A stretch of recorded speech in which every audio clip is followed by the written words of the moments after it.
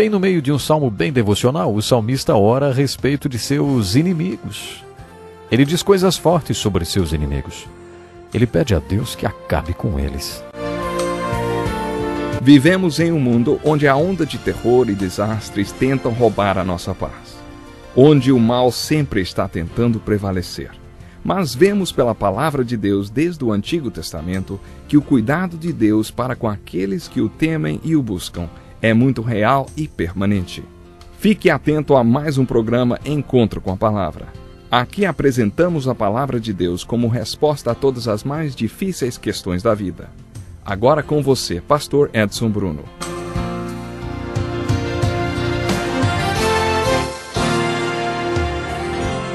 Que alegria mais uma vez estar aqui com você. Fico feliz em poder ter essa oportunidade de compartilharmos juntos a Palavra de Deus. Bem-vindos a mais um programa Encontro com a Palavra.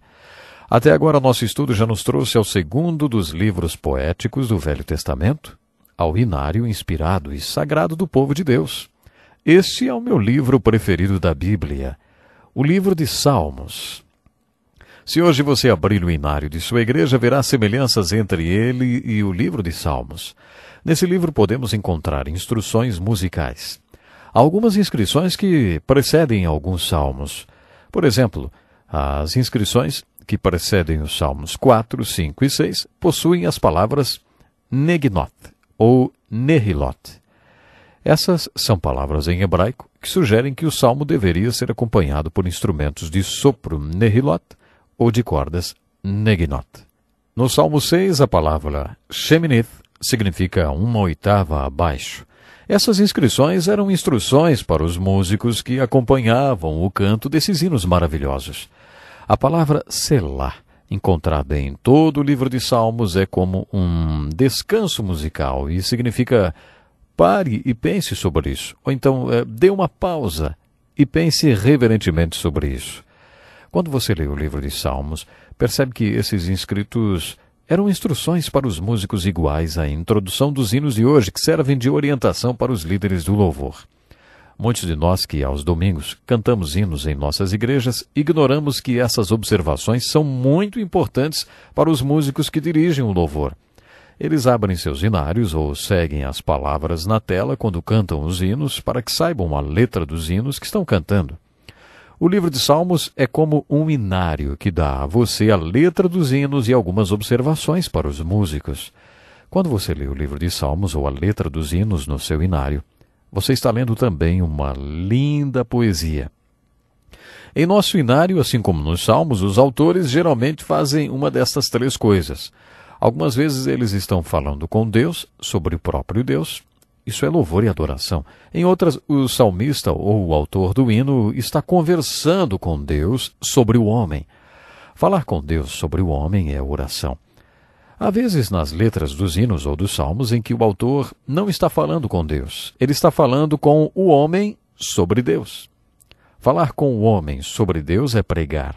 Sempre que você ler um salmo ou a letra de um hinário, pergunte-se: sobre quem o autor está falando? Algumas vezes o autor do hino ou o salmista está louvando, está falando com Deus sobre Deus.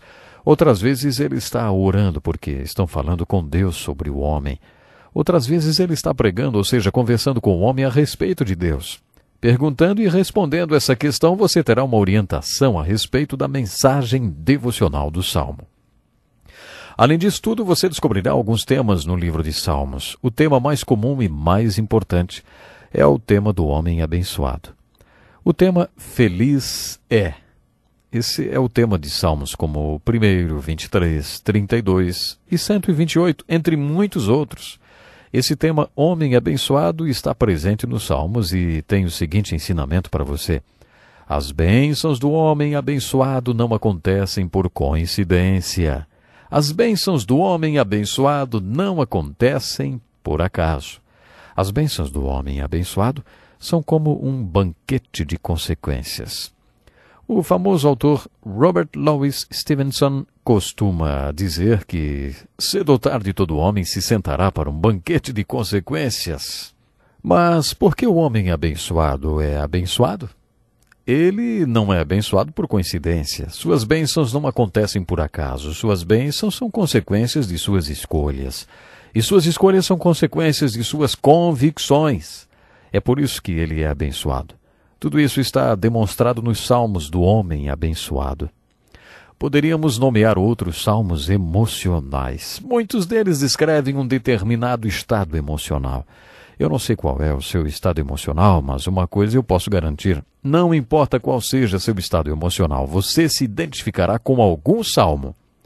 Se você estiver deprimido, lerá quando o autor do hino ou do salmo estava deprimido. Se você está agitado sob pressão, vai descobrir um salmo em que o salmista estava agitado e estressado. Você se identificará emocionalmente com os salmos. Quando você ler os salmos emocionais, descobrirá que o salmista estava sob um estado emocional pelo qual, muitas vezes, você também passa. Quando isso acontecer, faça a seguinte pergunta: o que o salmista fez com o estado emocional, hein? O que ele fez a respeito dessa depressão, do estresse que está passando, do medo ou desse outro sentimento? Deixe que o salmista seja um exemplo para você. Você pode fazer o mesmo para sair desse estado emocional negativo e que não faz bem para você. Alguns exemplos desses salmos emocionais são o 3, 4, 34, 51 e o 55. Mas um outro tema no livro dos Salmos é a adoração, quando o salmista está falando com Deus sobre Deus. Quando você lê esse cenário, descobre que não há muitos hinos que falam com Deus sobre Deus. Há muitos que falam com Deus sobre o homem. Muitos hinos de pregações falam com o homem sobre Deus, mas há uma certa escassez de hinos que falam com Deus sobre Deus. Nos salmos de adoração, você descobrirá que o salmista não está apenas adorando, ele está mostrando a você o que é adoração e como adorar. Ele mostrará o que acontece quando adoramos. Quando você estiver lendo os salmos, observe todas essas coisas. Os salmos 8, 63, 100, 103 e 107 são alguns dos salmos de adoração. Quando você lê esses salmos, os salmos do homem abençoado, os salmos emocionais e os salmos de adoração, você vai encontrar orações do salmista. Bem no meio de um salmo bem devocional, o salmista ora a respeito de seus inimigos. Ele diz coisas fortes sobre seus inimigos. Ele pede a Deus que acabe com eles. Você pode achar que alguma coisa está errada, porque aparentemente essas coisas não se encaixam com o salmo. Lembre-se que o salmista escreveu o salmo 1000 anos antes do Sermão do Monte. O conceito vigente da época era: ame seu próximo, mas odeie o seu inimigo. Você verá Davi dizer, depois de fazer lindas declarações: acaso não odeio os que te odeiam, Senhor? E não detesto os que se revoltam contra ti? Tenho por eles ódio implacável. Considero-os inimigos meus. Davi pedia a Deus para lhe dar poder para destruir seus inimigos. Precisamos de um esclarecimento histórico para entendermos essas orações inseridas nos salmos devocionais. Outro tema que está presente no livro de Salmos está nos salmos messiânicos. Geralmente o salmista escreve como um poeta. Alguns dos salmos, especialmente os salmos 16, 22, 8 e 2, são salmos proféticos sobre o Messias. No dia de Pentecostes, quando Pedro pregou seu grande sermão do Pentecostes, ele disse que Davi era um profeta. Nesse dia ele pregou sobre o Salmo 16, que previa não apenas o advento de Jesus Cristo, mas especificamente a sua ressurreição. Alguns dos salmos mostram claramente que Davi profetizou a primeira e a segunda vinda de Jesus Cristo. Quando estudamos os livros históricos, eu disse que o cenário histórico para muitos dos salmos seria visto muitas vezes no primeiro e no segundo livro de Samuel e nos livros de Crônicas. Isso porque cerca de metade dos salmos foram escritos por Davi e sua biografia é encontrada nesses livros históricos. Algumas vezes, o conteúdo de um salmo escrito por Davi ou a inscrição no seu início nos diz onde Davi estava e o que ele estava fazendo quando escreveu aquele salmo em particular. Se você consultar a biografia de Davi nos livros históricos, poderá compreender melhor. Mais informações sobre Davi no momento em que ele escreveu o Salmo ajudará você a apreciá-lo mais e saber o que ia no coração de Davi de verdade. Essas informações adicionais ajudarão você a interpretar e a aplicar o Salmo que você está lendo. Antes do Velho Testamento ser traduzido para o grego, isso cerca de 200 anos antes de Cristo, o livro de Salmos era dividido em 5 livros diferentes. Esses 5 livros eram Salmos 1 ao 41, Salmos 42 ao 72, Salmos 73 ao 90, Salmos 91 ao 107 e Salmos 108 ao 150. 73 desses salmos foram atribuídos a Davi. A Asaf foram creditados 12 e aos filhos de Coré 11.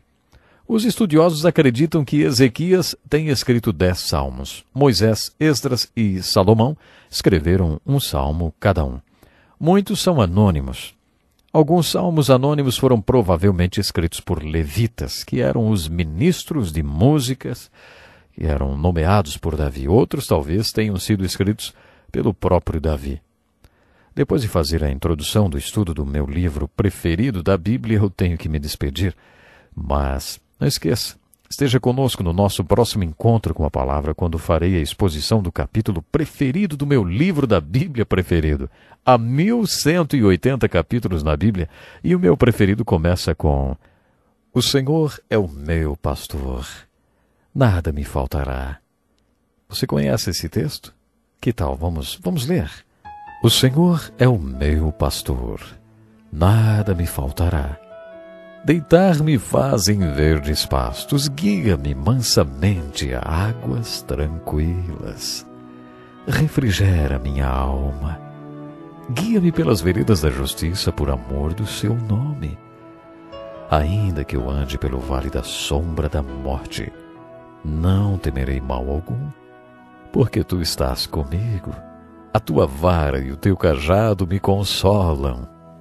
Preparas uma mesa perante mim na presença dos meus inimigos. Unges a minha cabeça com óleo. O meu cálice transborda. Certamente que a bondade e a misericórdia me seguirão todos os dias da minha vida, e habitarei na casa do Senhor por longos dias. Olha, você não pode perder o próximo programa. Eu vou contar por que o Salmo 23 é o capítulo da Bíblia que eu mais gosto. No próximo programa, também vou contar o que esse salmo tão importante diz sobre o que o pastor significa para mim. E sinta aí no seu coração, na sua vida, o Senhor como pastor. Saiba que quando temos o Senhor Deus como nosso supremo pastor, caminhamos de vitória em vitória. E Deus quer ser o seu pastor.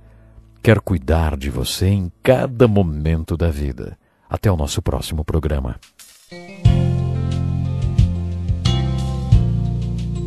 Que lição importantíssima. Obrigado, pastor Edson Bruno. Prezado ouvinte, coloque em prática o que você ouviu aqui. Sem dúvida, sua vida será grandemente abençoada. Este é um estudo escrito pelo Dr. Dick Woodward, na voz do pastor Edson Bruno. Escreva-nos e solicite o material. Nosso endereço é Encontro com a Palavra, Caixa Postal 2011, CEP 89201-970, Joinville, Santa Catarina. Até o nosso próximo encontro com a Palavra.